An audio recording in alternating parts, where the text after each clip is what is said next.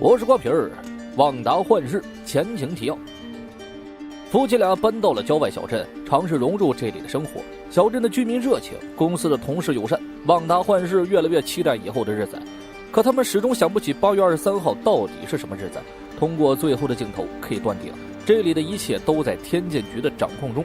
另一个细节则是开场的漫威 logo， 这一次与第一集不同，由黑白变成了彩色，预示着本季将会归向现实。开场便是夫妻分床睡觉，一声巨响惊醒了旺达，幻视起身查看，并没有发现异样。随后又是一声巨响抹杀了他的判断。他想起同事说过，镇上搬来了一个凡人精，难道是他在捣鬼啊？可夫妻俩心里都很害怕，谁也不敢去看。旺达一紧张，随手就把床合并在了一起，响声并未罢休。再害怕的旺达都转为了怒火，确定没有人捣蛋之后，抬手换上一个双人被，幻视闷骚的一声 Get the light。夫妻进入了梦乡，梦乡里是他们甜蜜的日常，邻里乡亲和睦，老少爷们合群。可这里处处藏着漫威的小心机。小镇将举办才艺展，作为这里的新成员，旺达幻视夫妇自然也要登场表演。魔术是他们能想到的最好的才艺，重磅戏就是大变活人。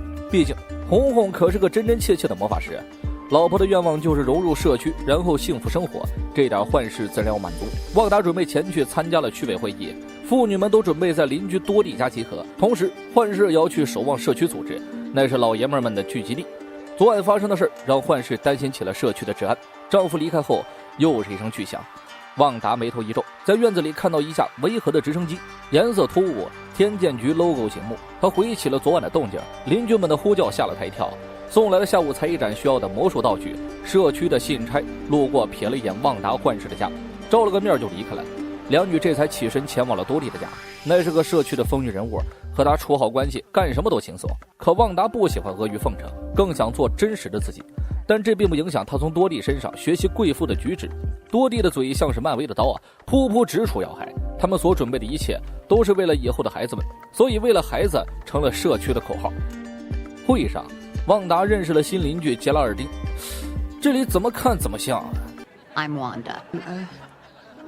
And I'm irritated. I am Groot. I am Steve Rogers. 商讨结束后，旺达主动担任起了座位安排工作。当人面不能使用能力，这个他累得够呛。尽管多利不怎么和善，但旺达还是想跟他处好关系，应该说是和每一个邻居都处好关系。多利对旺达幻视这对夫妇早有耳闻，旺达却抢先一步回答道 But I assure you, I don't mean anyone any harm.多利却并不相信。这时收音机传来了一阵话外音，似是有什么人想要唤醒旺达。随即多利手上的玻璃杯碰碎，鲜血流了出来。旺达拿来了麻布止血，却被告知这是突击测试。这一刻开始，他对多利起了疑心了。幻视并不知道老婆那边的情况，守望社区组织有明文规定，只有会员才能参加。显然幻视不是，但他也不在意，凭借自己的幽默完美融入。幻视提出了治安问题，这件事挺重要的。可老爷们们更在意的是无聊的八卦，比如哪个邻居组装的树屋是个半成品，亦或者是哪个邻居家的奖杯都是二手市场淘的。为了能够接上话，幻视也提了一句，却反被大家当成了活宝，逗逼人设陡然暴增。伙计递来了口香糖，他虽然从来不吃食物，但也不能频繁拒绝邻居的好意啊。大家对这个看似正经的逗逼有股莫名的好感，以至于激动地拍了拍幻视的后背，这下口香糖就粘住了幻视的机械体。都说男人避不开2种配饰，一是惊艳一方的女伴，二是嗨爪尺崔克手表。社区才艺展终于召开，邻居们接连上台表演自己的绝技，终于轮到了旺达幻视夫妇。可丈夫迟迟没有赶到，来的时候跟喝多了一样，口香糖给肠子粘住了，让他整个人都迟钝了不少。旺达本想提起多地的诡异，可幻视这状态明显也听不进去啊。不管怎么说，得赶鸭子上架。由于幻视的状态不正常，魔术表演的过程中意外频发，他口无遮拦地向邻居们说着：“我要开始骗你们了，麻瓜们！”然后表演了一出原地起飞，看得大家一脸懵逼啊，生怕被人察觉。旺达变出了吊绳，才改变了气氛。显然，大家对魔术揭秘更感兴趣，总有魔法师装成魔术师到处表演。之后，不管丈夫怎么发疯，旺达都能化解。接下来，幻视表演了一个令人毛骨悚然的魔术。我手里有52张牌，你随便抽一个。言罢，他一张一张丢掉，终于在这52张牌里奇迹般的找到了对应的牌。对钱。 Amazing 呀！提前准备好的帽子变兔子也因为幻视的状态而功亏一篑，一下子他们就成了社区的谐星。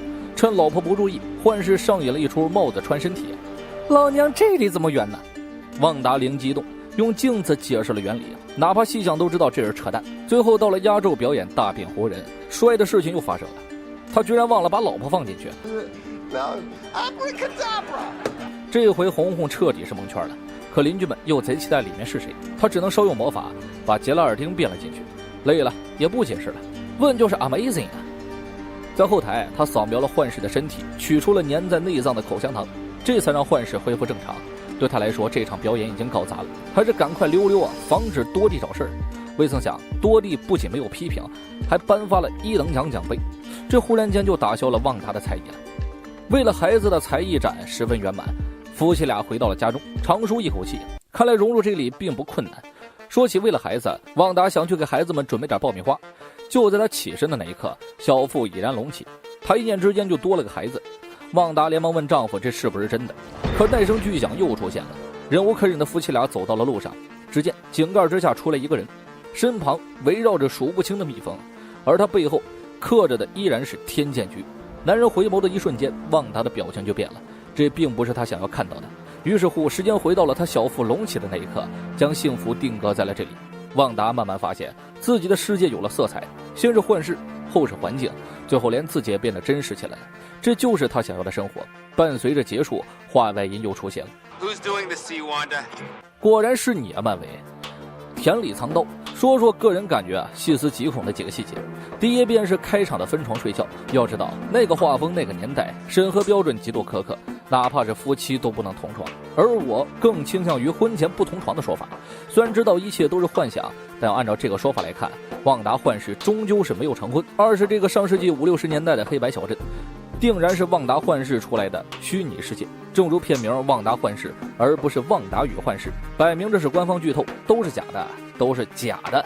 小镇由天剑局秘密监视着，可怎么都感觉这些邻居百姓很像某些人。这些邻居的确可疑，包括第一集的哈特太太，看似是在和丈夫说话，但花里有话，明显是要唤醒旺达，又或者说现实派进意识中的卧底。先前后出现的烤面包机跟手表，一个来自斯塔克工业，一个来自九头蛇史崔克，这两股势力分别改变了旺达的一生。斯塔克工业害他家破人亡，史崔克促使他成了猩红女巫。另外，烤面包机是旺达对幻视的小爱称。不管怎么说，两者都是笼罩旺达一生的阴影。另外就是旺达倒带的能力，在外界打扰自己生活的时候，他一念之间就修改了结局，正如同他喜当妈一样，口口声声为了孩子，可剧中从头到尾都没有孩子的身影。加上近期蜘蛛侠3接连爆料，漫威多元宇宙肯定是实锤了。按照尿性，旺达幻视就是一场多元铺垫。不愧是你啊，漫威啊！以上仅代表个人观点，不赞同的就当是在凑字数吧。我是瓜皮儿，下期见。